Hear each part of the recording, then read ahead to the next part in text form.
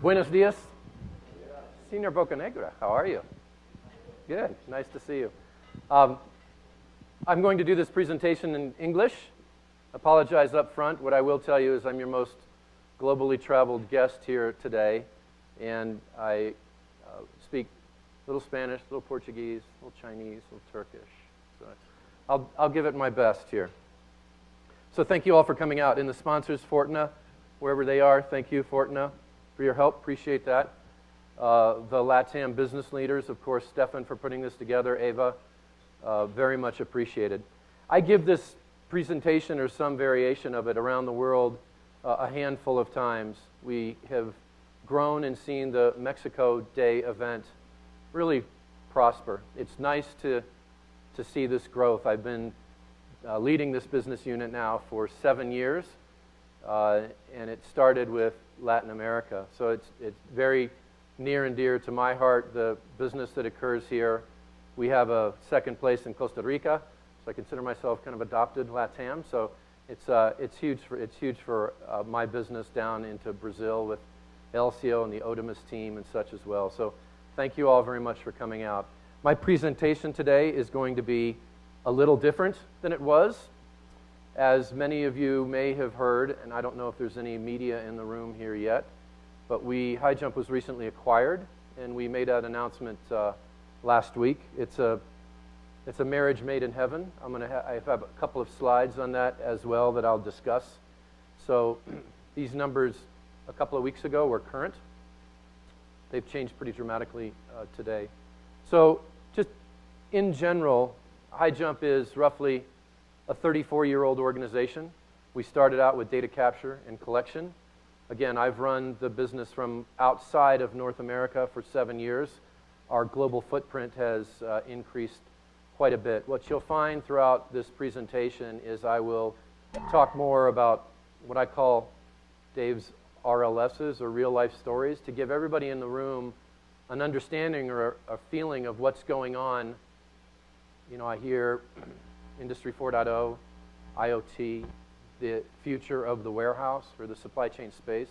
I'll do much more of talking about real-life stories than I will these specific slides, with a couple of exceptions.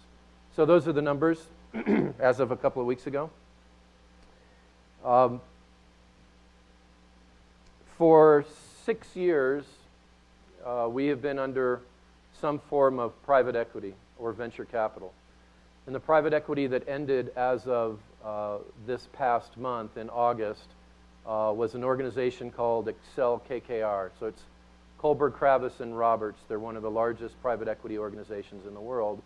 They took us and helped us as a financial sponsor get really to the next level of our business and helped us grow out our international or global portfolio. Some 4 or 5 months ago, the most senior executives within the organization, mutually with Excel KKR, really have a desire to be the true digitalization owners of this space going forward. And so we set out on the market to see what else was going on out there. And some 25 or so meetings later in San Francisco, Chicago, and New York, had many organizations taking a look at HighJump. This Kerber Foundation, and I'll talk to you about them a little bit later, really showed up in force during our first meetings, and after our subsequent meetings came to terms on why this makes a ton of sense for us, for what I'll call kind of our final financial sponsor, again, as we have really pretty significant growth going forward, and I'll chat about that a little bit. So these numbers aren't quite accurate either. So with the HighJump acquisition, the Kerber Foundation is over 12,000 people. It was started in 1946. The gentleman, Mr. Kerber, had some ideas of both forming an organization from a foundation perspective. So we're owned by a foundation that owns one share. And the foundation at that level generally does nice, good global projects for societal reasons. So it's kind of a make-you-feel-good owner. Outside of the foundation, and I'll talk about that in a minute, there's a number of business lines that they have. It's north of 100 companies, north of 12,000 employees. Corporate is out of Hamburg, Germany. So their European footprint is incredibly strong. Some in Latin America, which I'll show in a second, and some in Asia Pacific. But they really were looking at HighJump as a marriage of equals, if you will, from our strength and leadership perspective in North America, their leadership perspective throughout the European organization or countries, primarily again out of Hamburg, Germany. So I helped kick off the board of directors meeting last week at corporate. The CEOs of Inconso, which is the organization we're going to map up against, the Kerber Foundation, and our new latest title, CEO Chad Collins, who's been with the organization for many, many years. So again, I know that there's a lot of questions on that. I'm spending a little bit more time on this and a little bit less time on a couple of other slides that Stefan or somebody later will take care of. So the structure of the organization, and we're going to map up through the logistics system. And I decided to put this slide up and only a couple of slides to give the audience an understanding of really where the Kerber Foundation plays. And we'll again map up through logistics systems. They have WMS in that part of the world, warehouse control system organization as well. The logistics business unit is roughly 850, 900 people. HighJump full-time equivalents is roughly between 500 and 600 people. So the true organization, or the mashing of those two organizations, is 1,400, 1,500-ish people of the 12,000 people from the Kerber organization. And the rest of these map up as follows. So real good footprint in the auto industry, tools, pharma. The tobacco piece of this was part of how Mr. Kerber started the organization back in the 40s. So that is machines specific for the tobacco industry, and they've got quite a footprint in that space as well. I'll take questions after this. There's a lot that's been going on around the world.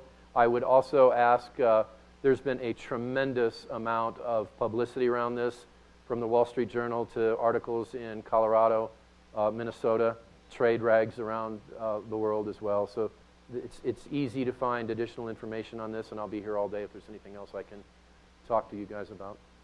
So HighJump in general, again, 30 plus years, we're a market leader. This is a competitor to Gartner, and one of the things that we like different about this is it's not just necessarily about the revenue of the organization, where you typically find that upper right-hand quadrant in our perspective. It is more about net new logos, value that you're bringing to your customers, how quickly can you implement that, and now, as the leader of our business outside of North America, I do more and more and more of that from a cross-continent perspective. Again, and how that relates to the warehouse of the future, we'll talk here in a few minutes. But this indicates on the upper right-hand corner that actually, in this space, HighJump leads the industry. The size of the ball there represents that we aren't as large as the other two organizations there. So that's the size of the company versus where they reside on the upper right-hand corner. So we're really quite excited about this, and of course that HighJump module will now double or so in size. And these are key markets that we play in, and just an example. Again, I'm not a slide reader, but I'll just give a couple of stories along the way as I go through this presentation. One kind of almost directly in the middle of the screen, DHL. We're pretty honored to have won both their business as a joint venture in Dubai. One of the things that I talk about is I'm privileged with leading a business with the greatest growth engines, if not today, tomorrow. So places in the world that are setting themselves up, and I include that to be right here in Mexico as well, for the future. And where is the future going to take us? So this DHL example is out of the Jebel Ali Free Trade Zone, which is in between Dubai and Abu Dhabi. Happens to be the largest deep port in the world, largest runway in the world, and an 8-hour flight to 60% of the population in the world. That part of the world is really looking at what does this look like next. So tremendous piece of business for us there, and then they looked at us via an internal reference for a massive piece of business that we're doing. Coincidentally, our first rollout is in Germany with a large pharmaceutical organization. So I mentioned that as an example of where we play. So the 3PL space, distributors, manufacturers, I call it fresh. Some people call it the cold chain. I think it's more than the cold chain now. And fast moving. So I also kind of bundle fashion or retail, apparel, and e-commerce all seem to go together in a bucket as well. That makes up 80 or so % of our business. And those are examples there as well. Grocery, consumer products, fast moving organizations. On the lower right-hand side, Wolseley is a very large plumbing organization out of the UK. And so what is our footprint here? And you will all hear more about this, at least in a couple of examples, with some customers that have been kind enough, thank you both very much now up front, for being kind enough to give your story. One of the differentiators I think about HighJump when people ask, why should I do business with you? It really is about three things, I think, at the end of the day. One is our technology. Our architecture and adaptability and future-proofing our applications is clearly a reason people buy from HighJump. So with the internet of growing things and the growth that's going on out there, it's a little bit more difficult to predict the future. So we try to future-proof our applications to allow you to have zero code, for example, upgrades, can do these things over a weekend. Clear differentiator, our architecture and our adaptability. Second, and it's really indicative of the oldest partners within the HighJump global familia, if you will, right here in the room, the subject matter expertise. Marco and Eric, Stefan, Carlos, these people know this space inside and out and have for years and years and years. So the subject matter expertise. And then finally, people buy from people. With all the technology and stuff that's going on out there, if you can't kind of understand the business, form some type of relationship with a equal or better solution, and have the trust, I think it's all for naught and lost. So I've been a part of most all of these logos over the last 7+ years, and so those that are here in the audience today, thank you very much. This is an example. You guys can read this one as well. I'll give you one that's not on this as well. So one of the largest telecoms, you might think of them as a telecom organization, British Telecom, or they go by the moniker of BT Global. You might think of them as a telephone organization. They're really a supply chain organization. So what BT, and perhaps Telefonica and some of the larger organizations here in this part of the world as well, voice is free, bandwidth is inexpensive, security is ubiquitous. So what are the other revenue streams that they can pull up? So BT has done acquisitions in the mobile space. They do 3PL services for Cisco, so banks, routers, those kinds of things. Personal devices, particularly around the holiday season time.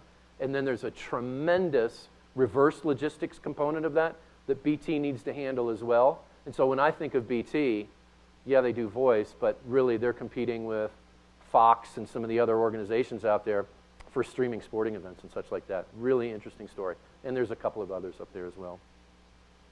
This high level is the organization that I run. And so just briefly here, when I think of Pan Latam, which again was the first geography that I picked up 7 years ago, Mexico, Brazil. Brazil is having a little bit of, and again, none of these statements are geopolitical. They're facts and they're things that I'll share with you around the world. Brazil is having a little bit of a geopolitical issue right now, but they have been hugely strong piece of our business as well. So Mexico, Brazil, Santiago, if you come up the coast the other way, Lima, Bogota, those are typically the cities within the countries where we've had good business, and a number of places here when I look at what I call this coastline from south to north. Within our EMEA space, we've got a very strong market in the UK, and then you move down the coast there, if you will, to Dubai and the Kingdom of Saudi Arabia. Huge, huge, huge growth markets for us also. And then down in South Africa. And finally, when we look at Asia-Pac, the Asia-Pac facilities, Southern China, Taiwan, Singapore, Hong Kong, those are areas that we have quite a bit of business as well. This represents what I call a few to many model. So Stefan, for example, is an example of the few. He happens to map up to an organization that's almost 60 people strong, focused exclusively on HighJump and Vocalect.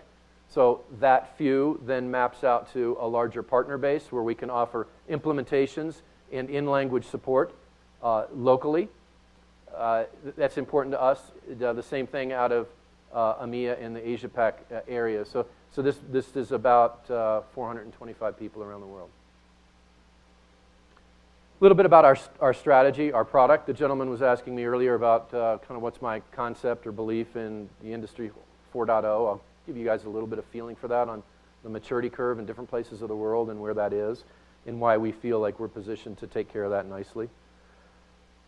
So over the years, if this was even 4 or 5 years ago, Eric and I and Marco would be here and we'd be talking about we feel like we have the smartest student in the class. We're a pretty skinny space of the overall ERP piece of this. If you consider databases and operating systems and hardware and those kinds of things, we're built around some tenets. I feel like today I can say that we're the best looking and the smartest student in the class, and one of those reasons are an HTML5 stack up and down our solution set. So a common user interface, this concept of extended, and Stefan's going to go deeper dive on that as well here in a little while. And then looking at how we can bring additional technology to our customers today, you know, that will take care of things in the future. What does that mean? Potentially Google Glass, augmented reality. The customers are becoming more and more and more demanding. One of the things I speak around the world is B2B is dead. I think, well, no, of course B2B is not dead. It's never going to be the same. If there is nothing in this room that is similar in all of us, there is one. We're all consumers. And then I'll point to myself. So instead of saying everybody's that, point back to myself and say, as a consumer, I tend to be fickle, demanding, and I don't want to pay for anything. I'm sure that's none of you guys out there, it's just me. So that has constantly changed this B2B model, and we feel like we're well positioned to help with that going forward. Just a quote from one of the analysts about the importance of bringing a solution up and bringing it up quickly. So this is really the space that we cover from, if you think about advanced shipment notices, on your right, my left, coming in, and the ability to focus and understand where that is at any point in time. Then in the center of this, the warehouse, and then on my right, your left, transportation going outside of that, and all of those components in between, including some that I'll talk a little bit more about here in a few minutes. So I had mentioned the HTML5 concept of this. You know, HighJump, like many software companies out there, I think, we are really looking at, again, future-proofing this. And what are some of those concepts that are coming to market today? This concept of BYOD, or bring your own device, is closer to reality than we might have thought it was a few years ago. So the younger generation that's coming through the supply chain execution space tend to want richer content, tend to want to read less, tend to want to mix their personal life with their business life. And so we need to adjust and adapt for that. And I think we've done a really good job with the ability to be able to do that. So whether you're on a Samsung device and I'm on an iPhone device, or you're on a tablet and somebody else is on a laptop or a desktop computer, all those things are mute to us. We are agnostic as far as how you want to deploy your solution from a hardware gun perspective, as well as, and another differentiator from us from a technological perspective, whether you want to run it on your prem or you want to run it in the cloud. Interesting story. So when I started my career many, many, many years ago, and there's an analogy I'll give you here in a second. Many years ago, there was a project we did in Mexico. This dates back 25 years. And at the end of the week, back then, employees wanted cash in their hand. And that was a difficult and dangerous thing to do back then. We set up a solution for them to have an ATM card. You'll get this where I'm going in just a second. So had to say, listen, it's dangerous to do this. Take the ATM card, go right to the bank, you can get your cash. It's there. So there was a separation of currency, of hard currency, to where is this going to go. Similar today, from a cloud perspective, what's also very important to us? Our data. And so I look at this really in a similar situation of now, your data may not be in your IT room. It may be up in the cloud. So once again, that separation. And as I go around the world, there's more and more trust that that's going to be secure. Because now that currency of yesterday is digital currency of today, and it's really a very similar situation that we're going through. And so we allow for that to be, whether it's on-prem or in the cloud, zero code change. OpEx, CapEx, want to change it after a couple years, that's all good for us. And then just really just a recap of the warehouse and the logistics space and then transportation, marrying all those things together.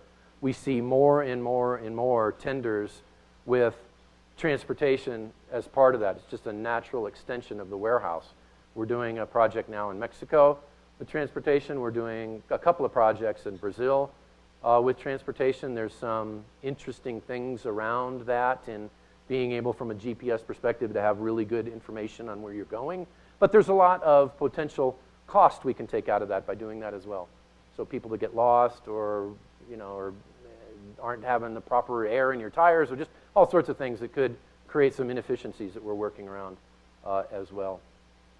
And again, I mentioned this earlier. So it is important that we not only allow this to be on different devices, if you will. There's a whole rendering situation behind that. So a Samsung device is going to be slightly different than an iOS device, which is slightly different than a tablet, which is slightly different than a desktop. And then consider the environment that we play in. So those things need to be ruggedized as well. There's some interesting things going on in Asia, for example, with your mobile phone is now really much more of a ruggedized device. There is, I was at a manufacturer in China. There is some expense. It's coming down now, but there's some expense in those RF devices. China feels like they've got a better device on that and said, hey, you know what? You can't drop it from 10 feet and expect it to survive. You can't put it in a bowl of water forever and expect it to survive, but you're going to write it off and get rid of it in a couple years anyway. So it's almost as a disposable device. It's interesting. Don't know if anybody's seeing that here, but certainly in a large business space in China, that's something that I'd see a little bit as well. Outside of our warehouse advantage solutions, and this is what Stefan's going to do some deep dive on here in a few minutes, there's surround solutions, or what we call essentials. Just, again, one real-life example. So part of that DHL business in the UK that's implementing in Bremen, Germany, it's in the pharmaceutical space. So they've got a need to capture images and inspect those products throughout the lifestyle, the value chain, if you will, of the supply chain movement in that. If there is some bad medication or something, they need to figure that out sooner than later. So it's at the tune of 100,000 images a year. That's all seamlessly brought up through HighJump, and you can scan on that and research it and make sure that you've got some the data that you need. At the same time, you can pass that back to a supplier and potentially say, here, this wasn't delivered in a fashion that it needs to be. Here's your picture. It'll ping you when it comes back. There's a number of those. Stefan's got some real good life examples of some more of those, what I'll call surround solutions around Warehouse Advantage. This is always an interesting piece for me, and what people ask me about is what's the trends? Where's the industry going? I told you I promised I would talk about a little bit about the kind of 4.0 and what I call, I've got the G in between the O and the T, which is the Internet of growing things, or the Internet of smaller things right now. It's really very fascinating. So the three examples that I'll chat about here for a minute, and you guys can decide or determine if this is applicable or that you see it in a large city like Mexico City. And again, I spend my life in the largest cities around the world. So in China, there's a concept called new retail that they're doing. So a few months ago was at a grocery store. So it's fast-moving goods. Pretty normal grocery store, very large. A lot of fresh product, and in this case it's seafood in this Chinese market. One of the things that catches your eye first is the price tags that sit over bananas, or they sit over the tank where there's camarones. And it's dynamic. So if they get a shipment that costs less, dynamically, that price changes. Again, maybe that's here, maybe it's not. They take that a step further. One of the things you'll notice about this large grocery store, and they're saying, by the way, if you want to take those products home with you, a lot of them they'll cook in the store while you go and shop. From high-end alcohol, great coffee, right, beef, anything you can imagine in the store with these dynamic price tags on them. But you notice up above you that there's a little conveyor system. So this grocery store is very comfortable also doing e-commerce. And so those products that they're doing from an e-commerce perspective are going out the back door, somebody's picking, putting it in a tote, goes out back store, a person that's on a little moped, and within a 3-kilometer radius, that's all, 3-kilometer radius, they're delivering these products. So this grocery store is equally comfortable doing e-commerce as it is taking care of the customer in the store with, again, that dynamic pricing. The coolest part about this, I think, is you don't see any lines. There's no lines queuing for the groceries that you've bought. Via Alibaba and Alipay, when you take that product off and put it in your custom tote that you've got, it automatically hits your account.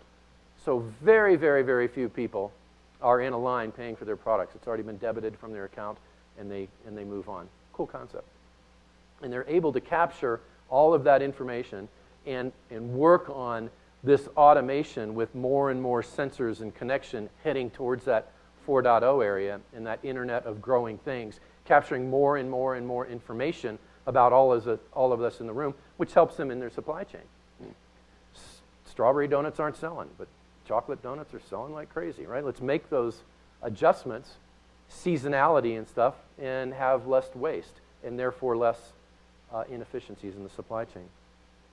This next one for lovers of fashion.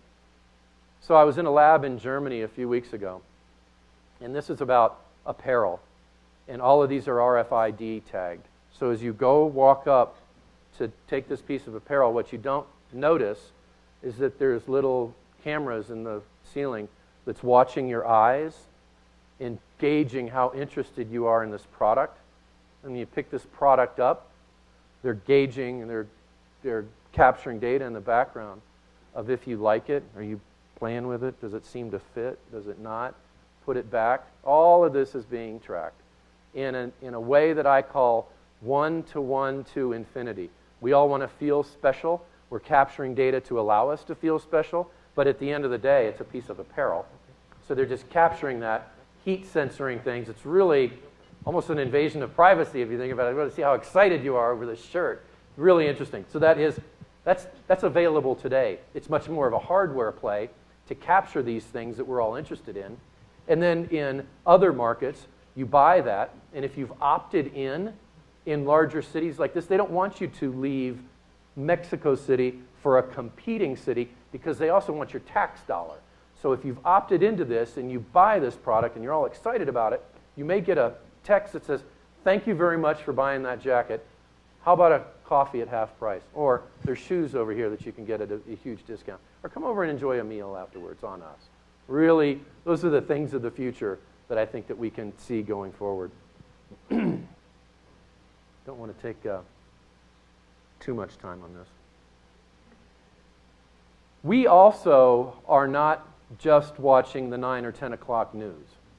Surprise, right? While we're watching the news, we've got our devices up again, and maybe we're ordering a product. And we don't want that product delivered when we go to work. We want it delivered at a kiosk when we come home from work because it's a fresh product. So you put some type of one-time code in there, you take the product out and go home. Also, so the Uber drivers around the world may have a product in their trunk that once they drop you off, they're going to drop something else off. Your network of a petrol station may be a network within the larger economy of fast-moving goods, for example, and we see more and more and more and more of that. The organization that did this human study was BT in another very large, busy city in London. And there's young people that have backpacks on that are doing the London Tube, and in that backpack are high-value items, cell phones or something, that they're going to keep those customers close to them. BT is very, very, very sticky with their customers. They want to own all of this. HighJump, by design, is less sticky. We want you guys to own it. Irrelevant for this point, but those are the kinds of things that you're seeing moving forward. And over the life of this, again, from a multi-channel perspective to an omni-channel perspective to what I talk about is kind of moving commerce. We continue to mature around that as well. I'll leave you with a final point of what we're seeing on this cloud piece and the example I gave over currency versus the cloud today. We have the largest gaming organization in the world is the Venetian Properties. So more and more and more larger and smaller organizations. The Venetian, so it's managed by the Securities and Exchange Commission, and it's managed by some pretty specific financial regulatory governing bodies. They came back to us and said, you know, the cost of our hardware and the cost and time for us to be able to put this up is difficult for us. Can you guys run this on the cloud? Our first deployment was in Singapore. Our second deployment was in Macau. Our third deployment was in Las Vegas. So we've got cloud-to-cloud integration with that. Sub-second response times coming over the ocean. More and more and more of that is happening. I tell people, look up when you leave, unless it's an incredibly clear sunny day. It will be cloudy. It will be cloudy going forward, I assure you that. And it's a nice, different kind of revenue stream for us. So I hope you guys have appreciated just kind of a high-level overview of what's going on, what I see around the world, and just bring you guys some stories on that. Before I hand it back over to Stefan, any questions? Yes? I got to ask about the only item that you mentioned. Yes, sir. What about the cloud and the information, the database? How do you visualize you will be able to gather information from all the supply chain and you have several steps and different companies involved? We'd like to get a full picture, but the information is fragmented. It is, and that's a great question. So I worked for Oracle in the early 90s for almost 9 years. And what I'll say is that we have been warehousing data for 40 years. We've got all this data in a warehouse. What we're able to do now, and Stefan will talk about one of those essentials, is our analytics tool, where we can better now. There is integration challenges still today on different levels and where you gain that information. But more and more and more through the supply chain anyway, we're able to capture that from disparate systems, bring it into what we call actionable analytics. So it's nice to be able to get that information out of a data warehouse, but then to be able to drill down to the detail that you need to make real-time decisions, actionable decisions on your business. If you're in a 3PL business or something like that, maybe you know you have something coming in on the water right now that you can take from one customer and transport it over because you know by the time you need it for your next customer, it's on the water. Those are good examples of actionable analytics. And so we're taking those disparate systems out of warehouses, and as I joke, I say we're throwing it in a lake. So think about a bunch of smaller ponds in a larger lake where we're capturing that information, and then via the cloud, in some cases, that's got a lot of firepower in connections around the world, being able to take that and provide the organization this actionable analytics to be able to have you move the needle on your business in a moment's notice. And that, again, we are offering that, but it's a hugely valuable point, as we're very good at shaking hands. We're an organization that sends our information back to the host, Oracle, SAP, Infor, something like that. So we've been very good at being able to do that. With more and more open APIs and those kinds of things, it's getting easier, and that's the space that we want to try to do it in. So from suppliers through transport and giving you real-time actionable analytics on that. Great question. Thank you. Anybody else? Mr. Marcusette? How do you manage the jet lag with all that world traveling? Ambien. Next question. Anybody else? Yes. What's your strategy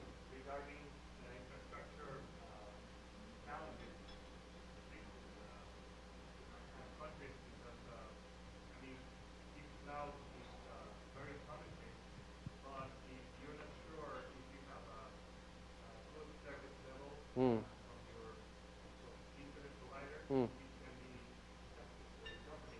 Mm. So this is why many companies like us are afraid to Mm. move to the cloud, because Telnet says you won't have internet service for 2 days and what Yeah. happens?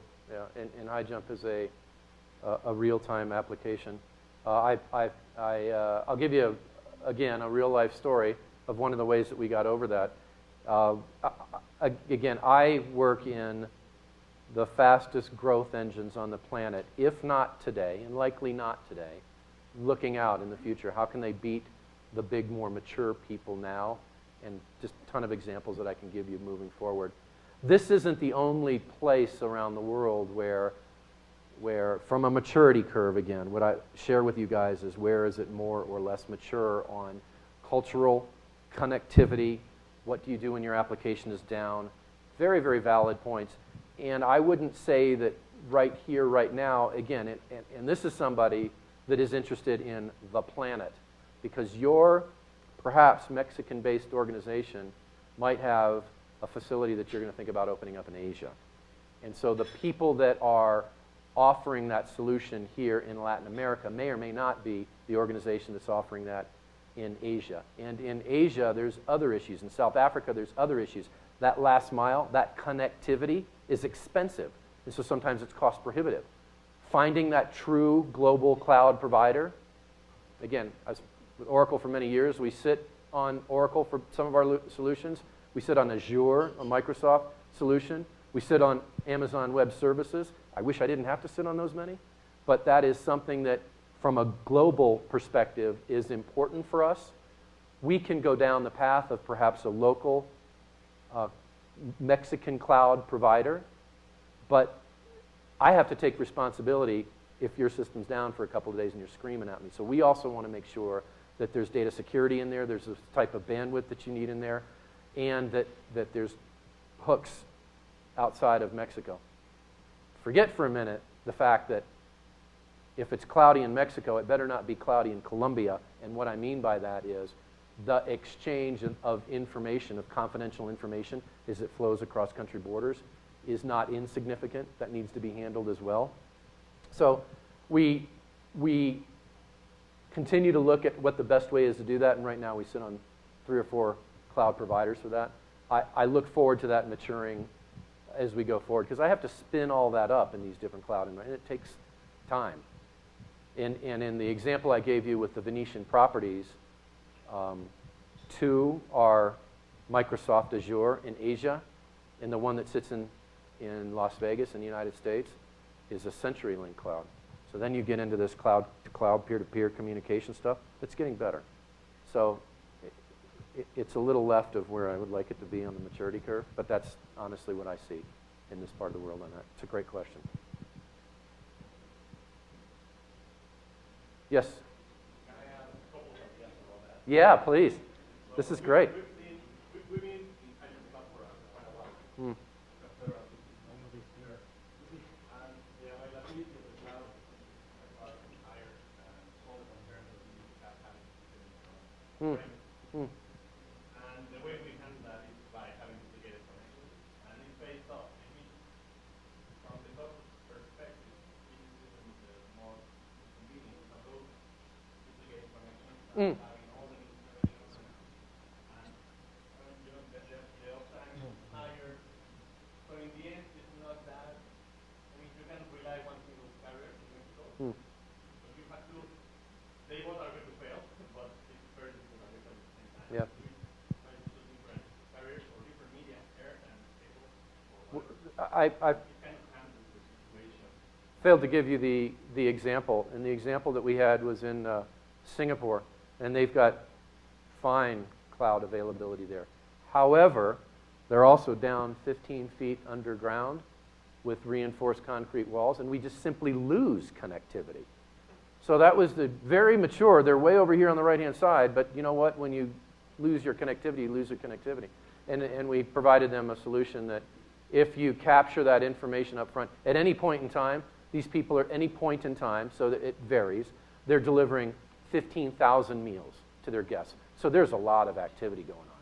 So if we capture that up front, they can go, the people that are going to deliver that can go throughout their day, and when they get that connection, then it connects back up. It was a solution outside of our warehouse advantage, but within our organization.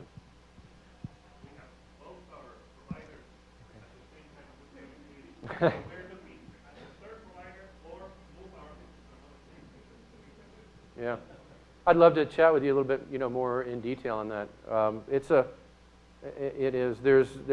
There's costs and benefits and such. I mean, outside of that, right? We take care of all the upgrades, and there's a lot of administrative things that you no longer have to worry about. You guys don't no longer have to worry about if you want to go to a cloud environment. It's good. It's good talking points. My clock never started, so it's still been on 0. I don't know if I have any more time, or I should have been off the stage 10 minutes ago. I'm not sure. We good? Okay. Yeah, we're good. I'll be around for the day. Eric, are you next? I'm next. Great. Thank you all very much.